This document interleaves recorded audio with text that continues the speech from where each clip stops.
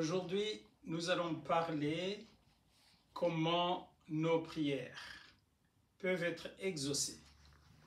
Dieu veut que nos prières adressées à lui, soient exaucées. Ok, nous allons lire d'abord, parce que tout ce que nous avons de bien nous vient de Dieu. Tous, nous avons besoin de Dieu. Alors, la Bible dit, Jacques chapitre 1, verset 17. « Toute grâce excellente et tout don parfait descend d'en haut, du Père des Lumières, chez lequel il n'y a ni changement ni ombre de variation. » Philippiens 4, 8, il est dit, « Tout ce qui est digne de louange, digne d'approbation, digne d'honneur, tout ce qui est pur, honorable, soit l'objet de vos pensées, de vos prières, de votre méditation. » Donc, tout ce qui est bon nous vient de Dieu.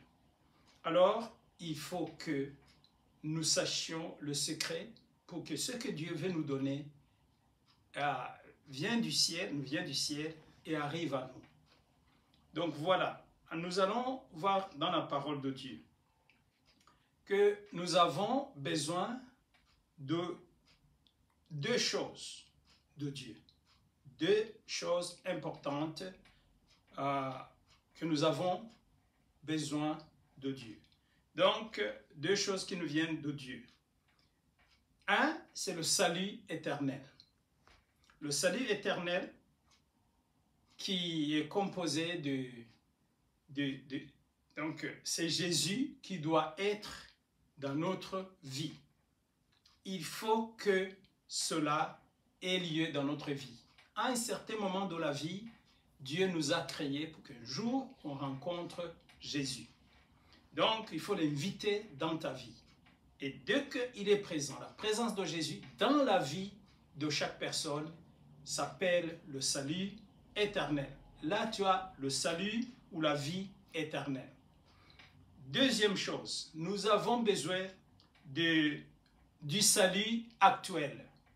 Le salut actuel, qui est composé de 4 choses.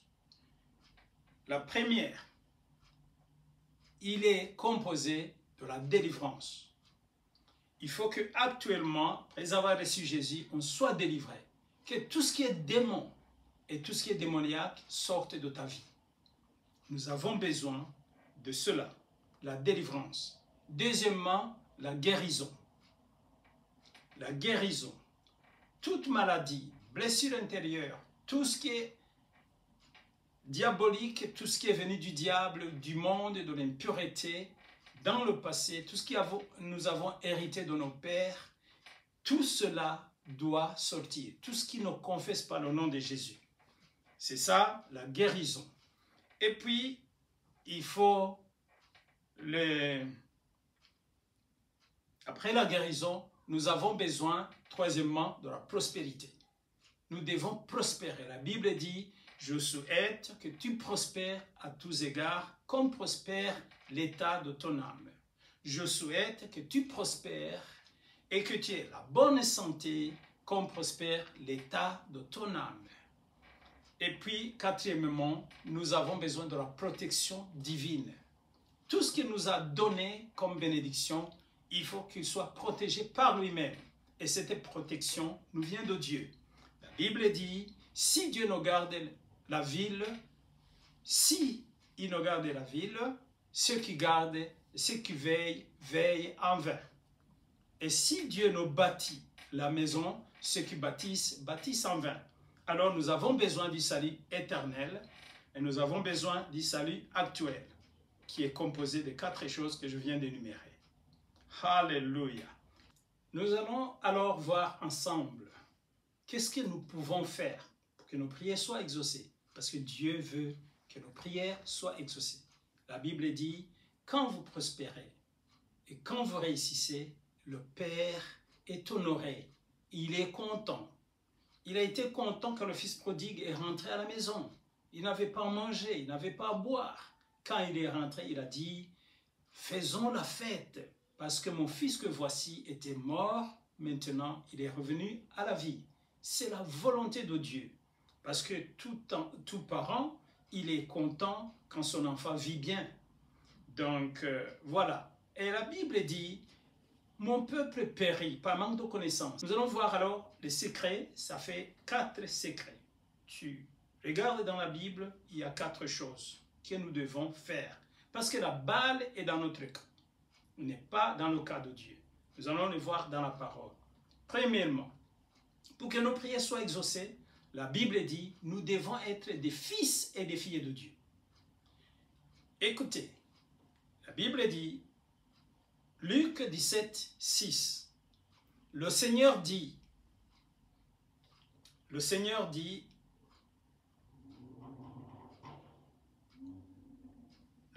répondit, il n'est pas bien de prendre le pain des enfants et de le jeter aux petits chiens. C'était une femme cananéenne, païenne, qui venait demander la guérison à Jésus. Et Jésus a dit, la guérison, c'est le pain des enfants. Il faut que tu sois fille d'abord de Jésus, fille de Dieu. Il faut que tu te convertisses, il faut que tu acceptes Jésus comme Seigneur et Sauveur. Parce que le pain, la guérison, c'est le pain pour les enfants. Il faut que tu sois enfant de Dieu, être sûr et que le Saint-Esprit te confirme que réellement tu es fils ou fille de Dieu. Ça, c'est la première chose. Sur ce verset toujours, la Bible dit, Matthieu 7, 11, sur ce point, d'être fils ou fille. Si donc, méchants comme vous l'êtes, vous savez donner de bonnes choses à vos enfants. Matthieu 7, 11. À combien plus forte raison, votre Père qui est dans les cieux donnera-t-il de bonnes choses à ceux qui le lui demandent? À ces enfants qui le lui demandent. Nous demandons, malgré que nous sommes les enfants de Dieu, nous ajoutons la demande, la prière. Donc, la première chose, il faut être fils ou fille de Dieu. La conversion est obligatoire. C'est impératif. Deuxièmement, il nous faut la sanctification. La sanctification. Nous devons être sanctifiés, nous séparer du péché, de l'impureté. Comme nous pouvons, Daniel a résolu de se séparer avec tout ce qui était impur. Et la Bible dit à celui qui est fermé dans ses résolutions, Dieu assure la paix. Donc là, nous allons voir à propos de la sanctification, l'importance et la pertinence de la sanctification. Regardez bien Ésaïe 59, versets 1 et 2. Non, la main de l'Éternel n'est pas courte, et l'oreille de l'Éternel n'est pas bouchée. Mais ce sont vos crimes qui mettent la séparation entre vous et votre Dieu. Ce sont vos péchés qui vous cachent sa face et l'empêchent de vous écouter. Ésaïe 59, 1 et 2.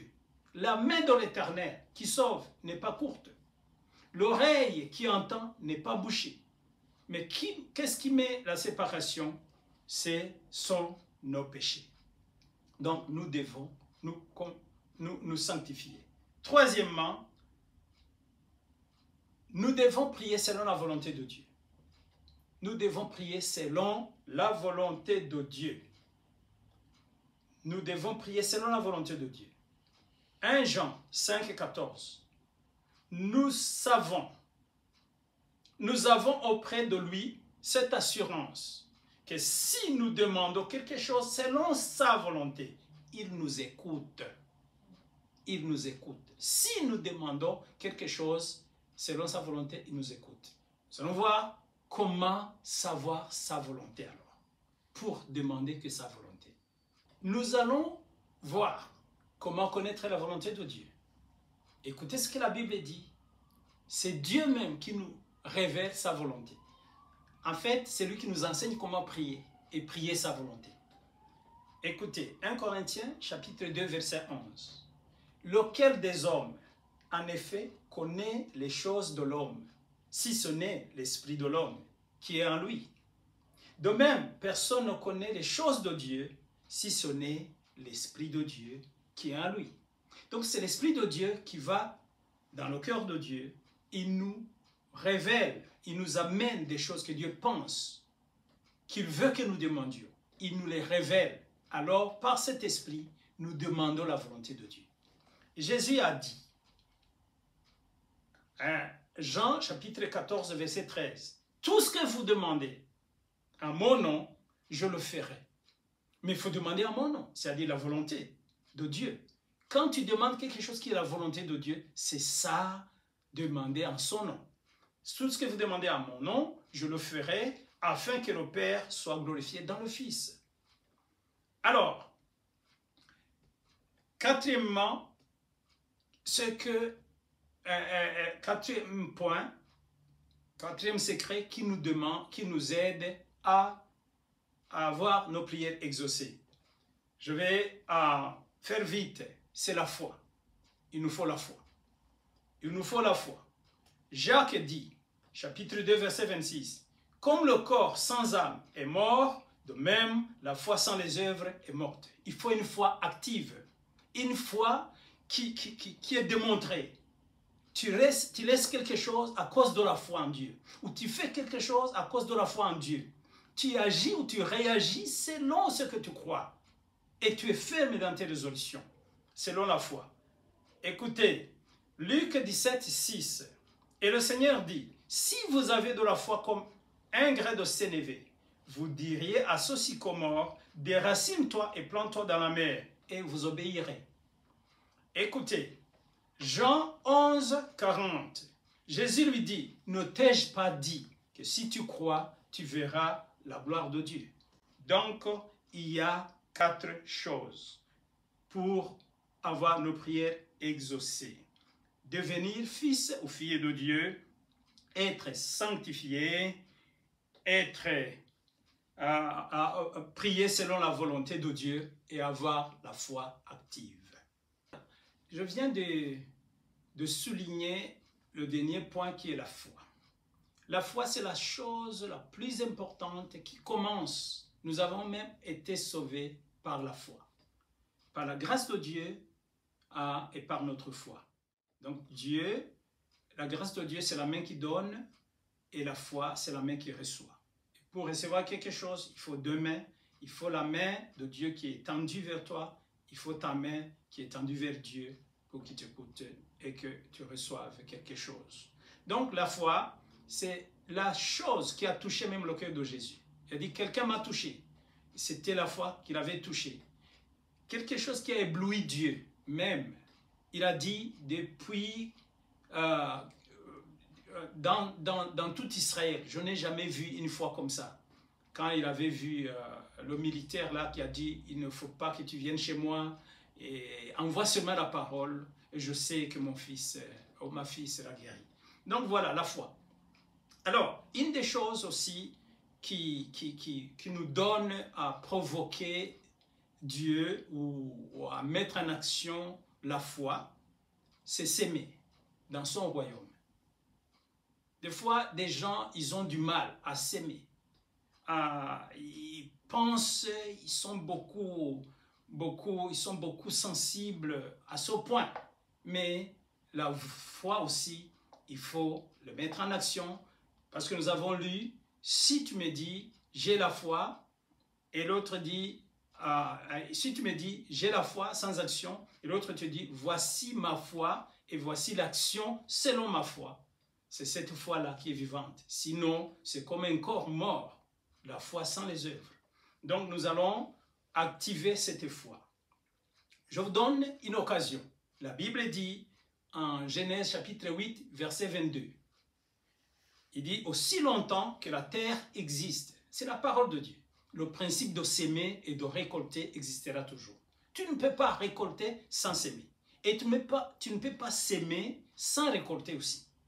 Attends par la foi, sème par la foi et attends la récolte par la foi. C'est un principe préétabli, s'aimer et récolter.